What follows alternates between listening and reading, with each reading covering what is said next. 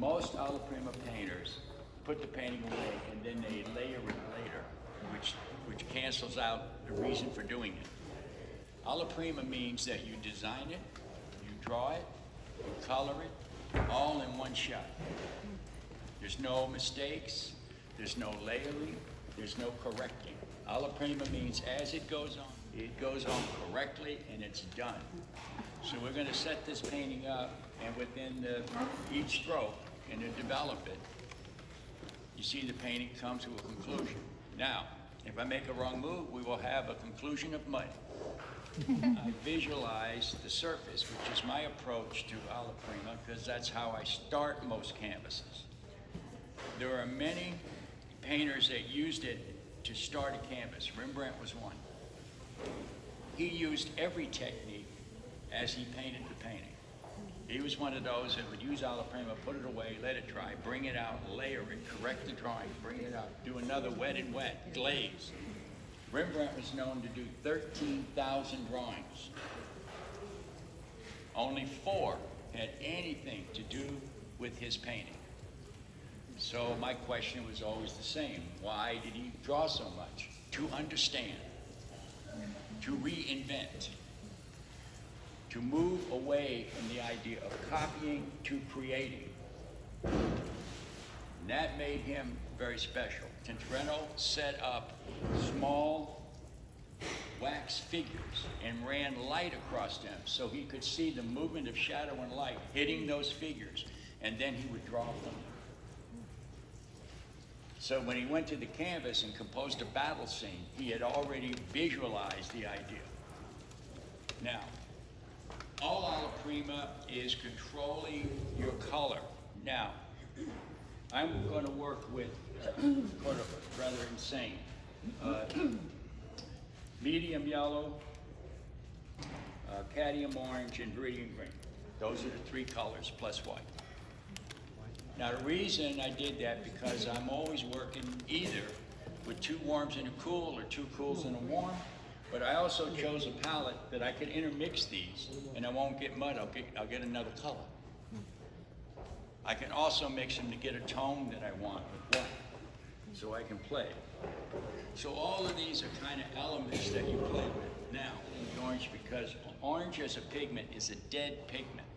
And if you don't add orange to it, as it dries, it gets heavy, but it doesn't retain any vitality. So you have to kick in a little extra red. It's a cadmium color, and it's mineral, and it's not good to eat. Now this is my normal palette. I don't use a palette much. Most of the time, and I'll probably do some today, I mix in these. So I put the paint inside the bowl with the medium and mix the medium into the paint. This is the medium I make. Oil and varnish. Now this has sun thickened oil and Damar varnish and a little turpentine to make it lean. And that's what I start. I mix it in right away when I'm working this technique. Now when you're doing Alla Prima, you have to there's 2 ways of doing it. One is to pick up your palette from whatever you're taking it from, and then visualize the abstraction on the surface, because you have one shot, and that's it.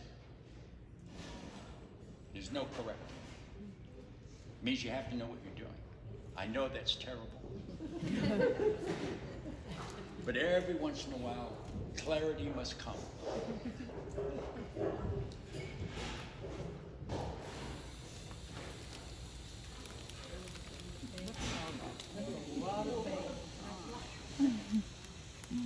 By the way, if you're going to be a painter, you cannot be a miser. Misers do not make good painters. You're taking your energy from it, maybe shapes, maybe rhythms. If you don't like the rhythms, you may change them a little bit. you're using the branches in that as elements of gesture that you can put into the painting if that's so you desire. Now, I have to visualize action.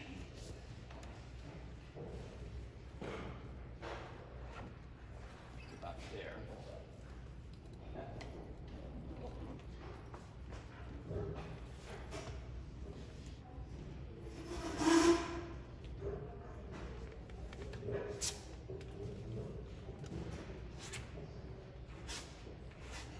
Now,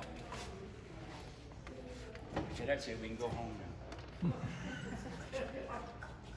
I love minimal work, you know. Oh, okay, Yeah. Cheap.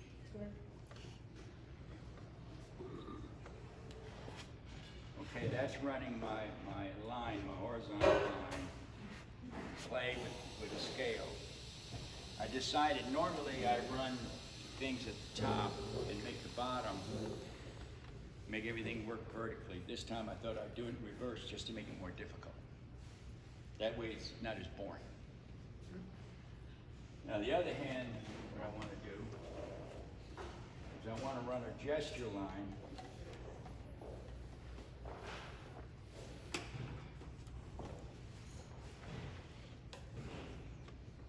from this point into that point. That becomes a nice gesture line that I can use to move to either side of the piece. Make one side bigger or smaller as I work the energy from one side to the next. And everybody knows I always shift color and plane in both sides. I never use it in just one area.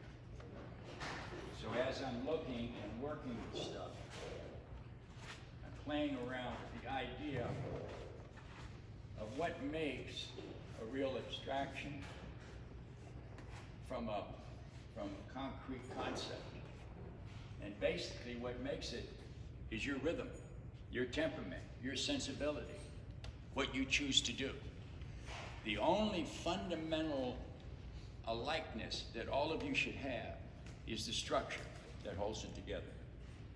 If you got that, it doesn't matter what you paint. Paint boxes.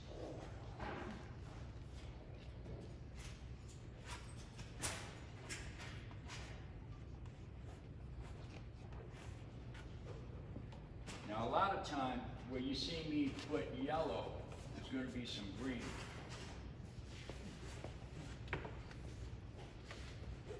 And if you notice, I'm not wasting too much time drafting or drawing. I'm placing it on the surface as I feel the rhythm. So I know where it's going to go because I visualized it. And I'm picking up the color of the lemons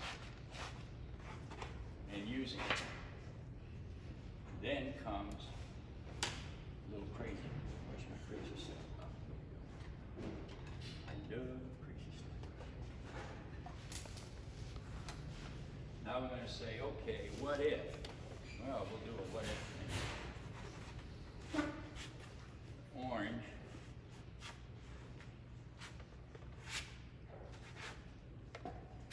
Orange.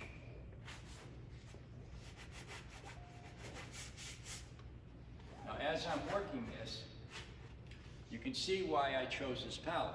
This palette is not going to make a problem for me. They like each other. They'll intermix. Where they're too close together, one will get a little brighter than the other, but I have more control over the surface. Now, if I'd have worked with, say, a violet, a yellow, and a blue, I may have got in trouble.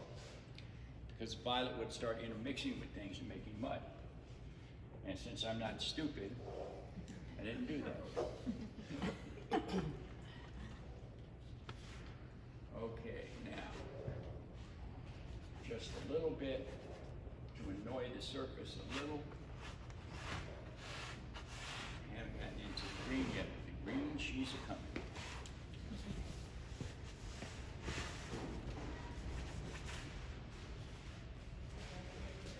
Now, scraping down, which is important,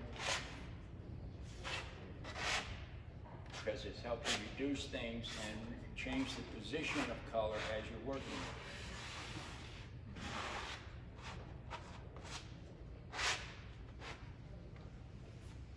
So everything that's up there so far is actually sitting here without too much effort.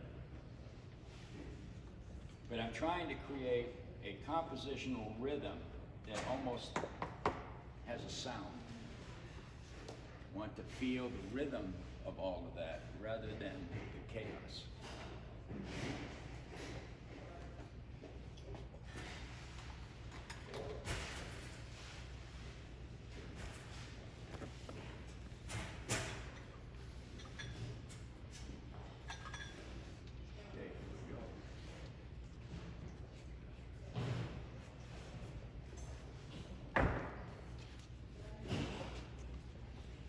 This is called tempering. I'm pushing that behind that. That's the reason I'm doing it. I'm using white because I can go into this white eventually with the green, hopefully, and end up with something almost interesting. Luck helps.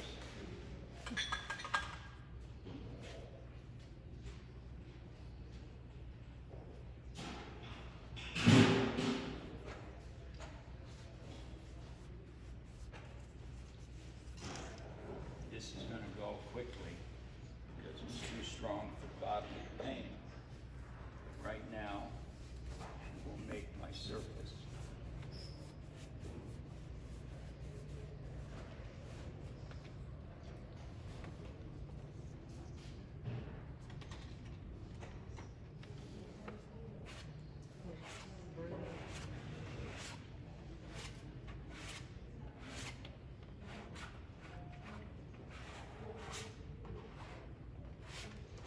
So I knock down the strength at the bottom and keep it as soft as I can for as long as I can.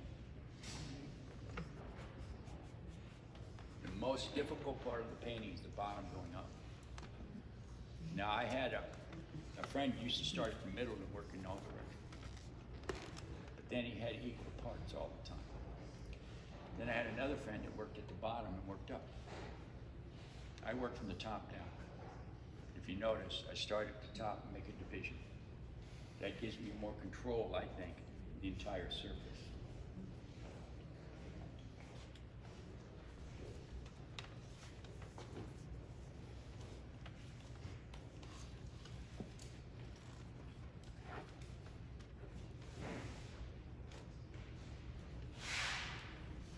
Now, in painting, when you're using a lot of color, a strong color, the tendency is to make the white a part of the painting. Because the white helps the color. When you're using tonal color, the tendency is to use areas of strong color to enhance it. So it depends on your physical reality to the paint. In other words, what is the paint doing? How is that reacting to the eye? And then you use accordingly. Then, of course, we'll wipe it all out, which is the fun part.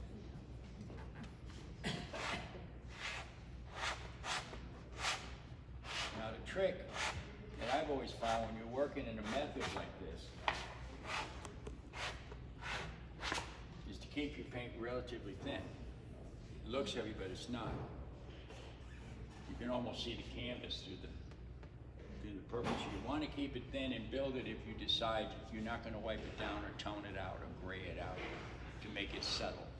So it depends on what each area is doing. If it's functioning for you, you leave it alone. So Alla Prima, you don't correct it.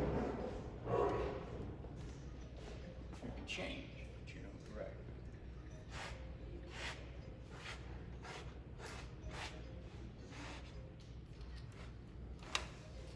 Is that somebody's phone? I'm listening. What do you want? What do you want to know? Okay, the phone